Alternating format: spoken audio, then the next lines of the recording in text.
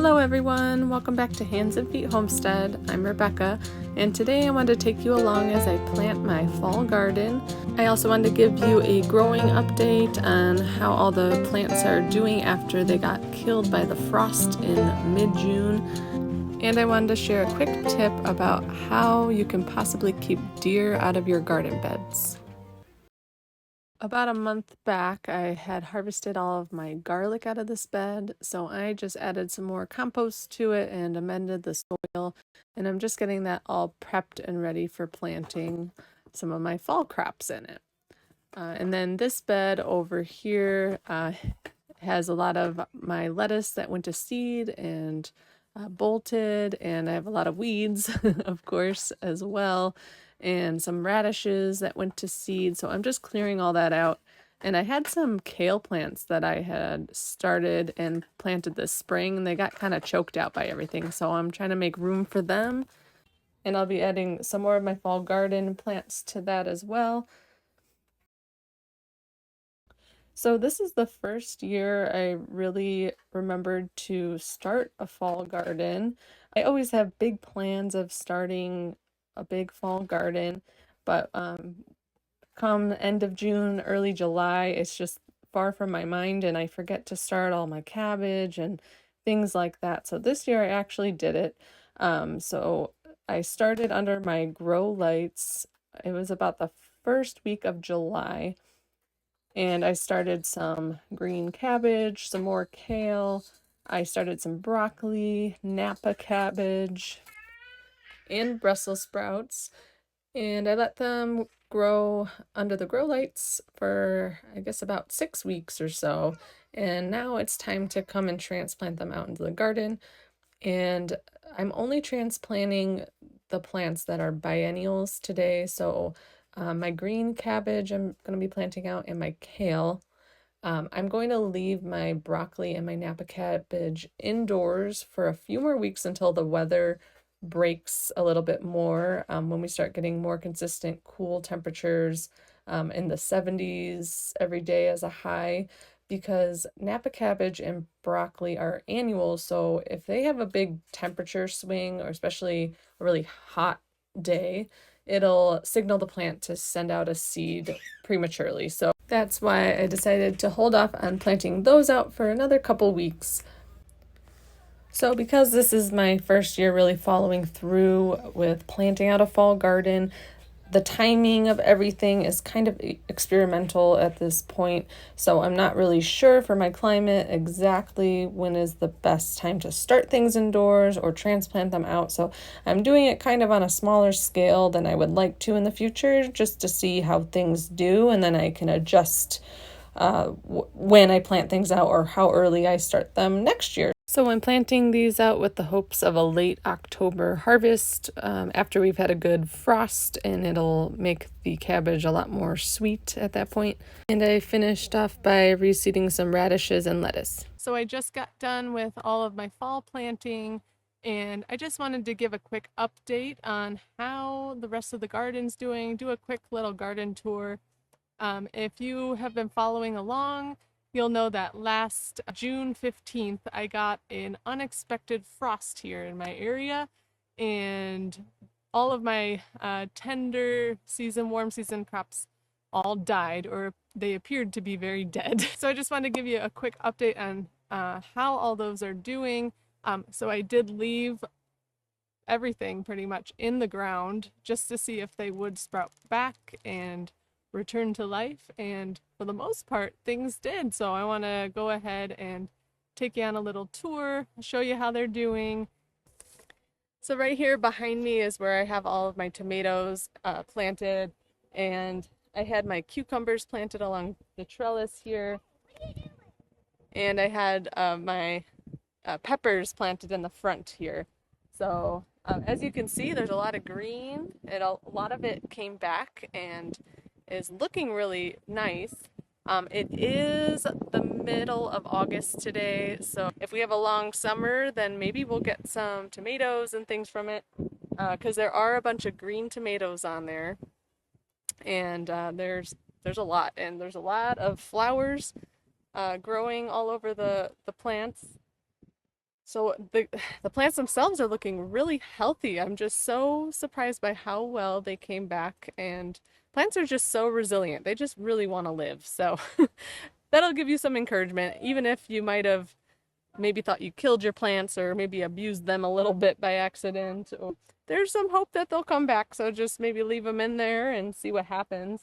So the tomatoes, they're all green, and I didn't have high hopes for them, so I didn't put a trellis up. Normally I would have them up a trellis and I would single stem them or give it two, or do a double stem and let two branches grow and be very meticulous with my pruning. I just kind of let them sprawl out here and kind of just do their thing because I didn't have high hopes for them. So there's no pruning involved with these.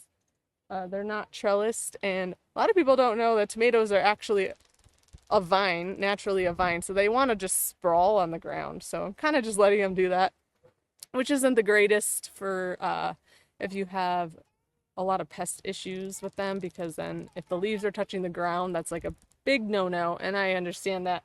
But it was kind of like we'll see what happens with it. So if pests attack it, then so be it. But so far, there hasn't been any pest damage with them all over the ground. So I have the wood chips laid down. So I don't know if that helps. We live in a very dry climate here. So we don't have humidity. Humidity attracts more pests and insects and the wet. So it's really dry here. And we have wood chips down on the ground. So the leaves are staying really dry, even though they're laying down. So, hi. I know there's a bunch of green tomatoes. I don't know what, well, some of them are bigger tomatoes, some are cherry tomatoes, but we gotta wait for them to turn red. So we have little green,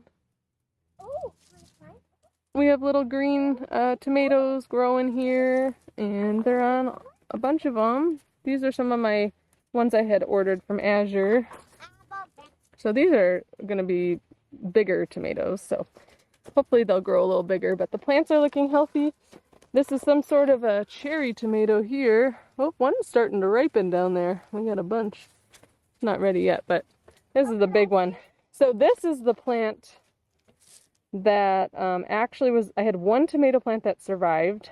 Well, it looked really sad, but it was the only one that had still green on it. Can I see? Yeah.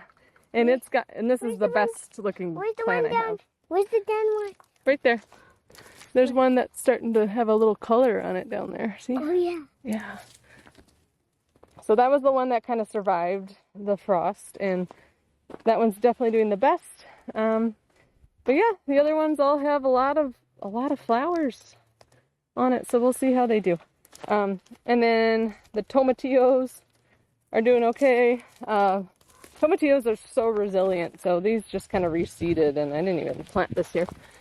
But those are starting to fruit. And so I had planted cucumbers all along here, and those really didn't survive. Those ones did not come back. So I did reseed here cucumbers. It was probably about the end of June when I did that. So, but there's a bunch of flowers on it. They're starting to get onto the trellis and climb. So these are the Boston pickling cucumbers, so hopefully we'll be able to make some pickles by the end of the season. No little baby cucumbers just yet, but they just started really taking off with flowering.